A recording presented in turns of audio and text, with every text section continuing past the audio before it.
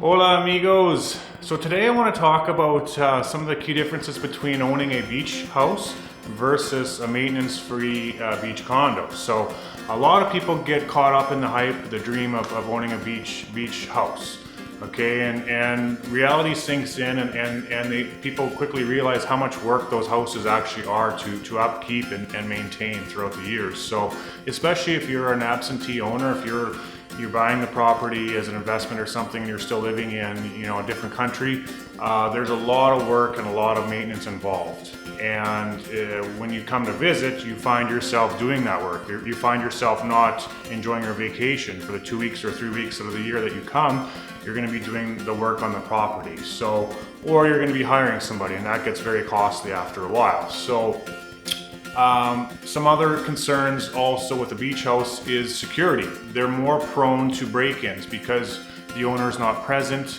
They're more of a security risk, okay? With a beach condo, a property like ours, there's always going to be an owner on site as well. We have 24 hours security included in the condo fee. So you have peace of mind knowing when you're away, you can go anywhere, travel anywhere, pack your suitcases just like a condo back in Canada or US. You leave the property, you lock your doors, you go, and you don't have to worry about security, number one, or the maintenance. The maintenance is always taken care of for you, part of the condo fees.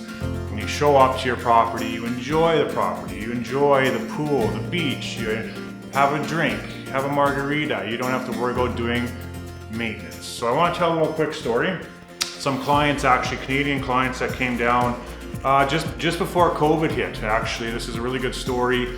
Kind of gives you some perspective of how in times like this, owning a beach condo makes a lot more sense and it's a lot more stress-free for you. So these clients came to see our property. They are Canadians from Saskatoon area, and we're interested in it was a toss-up between a beach house or a beach condo. So they came and loved our property. And the deal didn't go through. We thought we had come to a deal. We knew they loved the property, but in hindsight, we talked after and found out they had placed an offer on a beach house. Okay, so here's the story. So here's the message. After we left Caban, we changed our minds about that. We looked at a lovely casa, a beach property.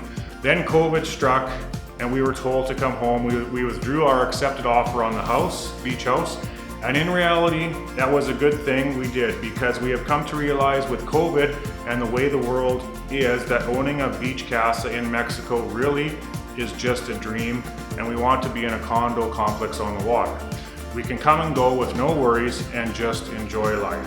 So having said that, these clients, there's some more to the story, but anyway, these clients have now revisited and purchased a condo with us, knowing that it's a property that it's a maintenance-free, hassle-free property that they can come and go as they please and not have to worry about it. So hope that with some info that might help you guys, in your decision, for the pros and cons of a beach house versus a beach condo. So take it for what it's worth. Hope you enjoyed this episode. Hasta luego from paradise, amigos, and we'll talk to you soon. Ciao.